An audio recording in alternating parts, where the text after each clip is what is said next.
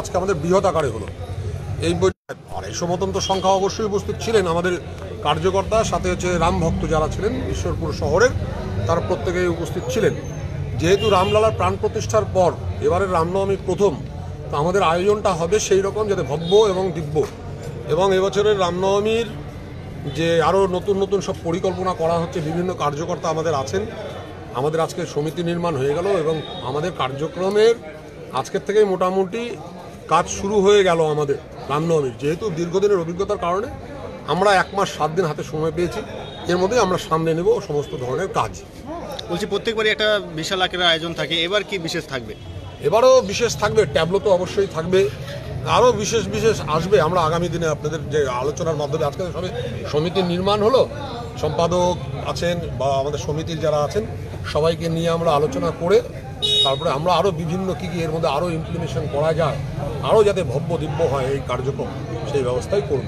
প্রতি বছর যে পরিমাণে রাম ভক্তদেরকে এই রামনবমীর মিছিলে দেখা যায়, এই বছর কি তার থেকে বেশি দেখা যেতে পারে? কিছু একদম বেশি হবে, কারণ রামলালার প্রাণ প্রতিষ্ঠা হয়ে গেছে। রামলালা স্বয়ং আমাদের ওখান থেকে দেখতে পাবেন, তো রামলালা দেখতে পাবেন। এবং রামলালা প্রাণ প্রতিষ্ঠা হওয়ার পর এটা ঈশ্বরপুরের এবারের প্রথম রামনবমী, 496 বছর পর রামলালা প্রাণ প্রতিষ্ঠার পর। তো রামলালা যখন প্রাণ প্রতিষ্ঠা হয়নি, ভব্য মন্দিরে যখন দিব্য মন্দিরে দর্শনে আসেনি, তার আগেই আমাদের এই বৃহৎ আকার এবং রামলালা প্রাণ প্রতিষ্ঠা হওয়ার পর এবারের যে রামনবমী হবে সে ঐতিহাসিক রামনবমী হবে। বলছি প্রত্যেক বছরই আপনাদের একটা অভিযোগ কিন্তু পাওয়া যায় যে রামনবমীর যে শোভাযাত্রা, সেই শোভাযাত্রা পারমিশন দেওয়া হয় না বা দিতে লেট করে বা এরকম একটা কিছু পাওয়া যায় শেষ মুহূর্তে। 2014 থেকে আমরা রামনবমীর শোভাযাত্রার পারমিশন পাই, 2014-তে পাই, 15-তে, 16-তে আমরা বিশেষ কারণে আমরা পাইনি। আবার 17, 18, 19 আমরা রামনবমীর পারমিশন পেয়েছি, প্রশাসন আমাদের যথেষ্ট সহযোগিতা করে।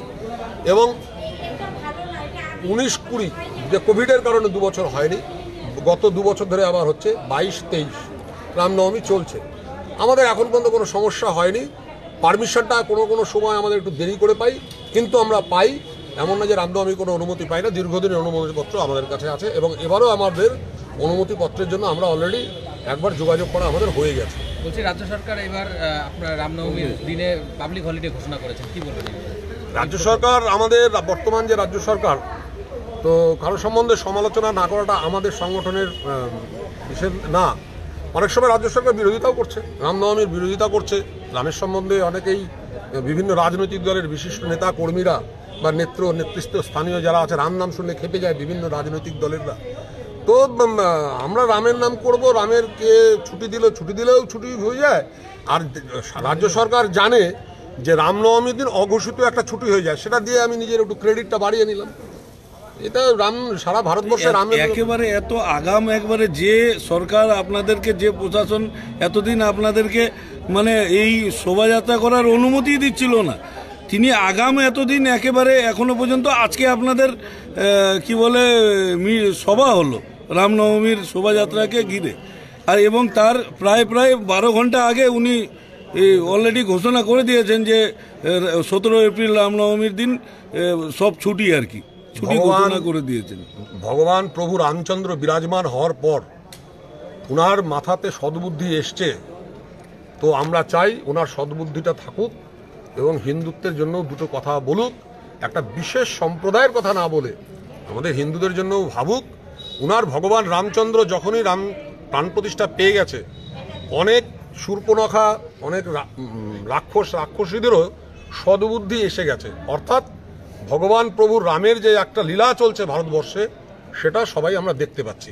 অনেক শূর্পণখাও রামের নামে স্তুতি করছে। বলছি রামনবমীর দিন ডালখোলা এক ঝামেলার সৃষ্টি হয়েছিল এবং ঝামেলা হয়েছিল, সেই বিষয়ে এনআইএ তদন্ত দিয়েছিল, সেই এনআইএ তদন্তে 16 জনকে তারা গ্রেপ্তার করে নিয়ে গেছে। কি মনে হচ্ছে যে এরকম ধরনের এই যে যা পদক্ষেপ নেওয়া হলো, এই পদক্ষেপ আগামী দিনে রামনবমীকে কেন্দ্র করে যদি কোনো জায়গায় ঝামেলা হয় বা ঝামেলার সৃষ্টি হয়, সেক্ষেত্রে এই যে ঘটনাটা, এই ঘটনাটা আপনাদের কতটা সাহায্য করবে? দেখুন, আমরা যারা হিন্দু সমাজ রাস্তায় বেরোই, যে 16 জন ওখানে এনআইএ অ্যারেস্ট করছে, আপনি নামগুলো পড়ে দেখবেন একটা বিশেষ সমাজ থেকে আসছে। হিন্দুরা কখনো কোনো রকম আতঙ্কবাদীর কাজ করে না। আতঙ্কবাদী একটা বিশেষ সম্প্রদায়ের লোকরাই আতঙ্কবাদী তৈরি হয়, আতঙ্কবাদ তৈরি করে। ডালখোলাতে করছে, দীর্ঘদিন পরে সেটা এনআইএ ফুটেজ পাওয়ার পর সেই আতঙ্কবাদী যারা জেহাদি আছে তারা তাদের মূর্তিটা চলে এসছে সামনে। আমাদের নতুন করে কিছু বলা নেই, আমাদের বৃহৎ আকারে হয়।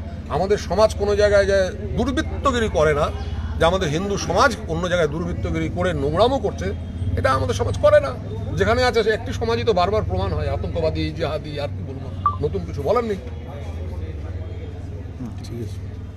জয় শ্রীরাম, জয় শ্রীরাম। নতুন আপনি এই সম্বন্ধে হয়েছে তো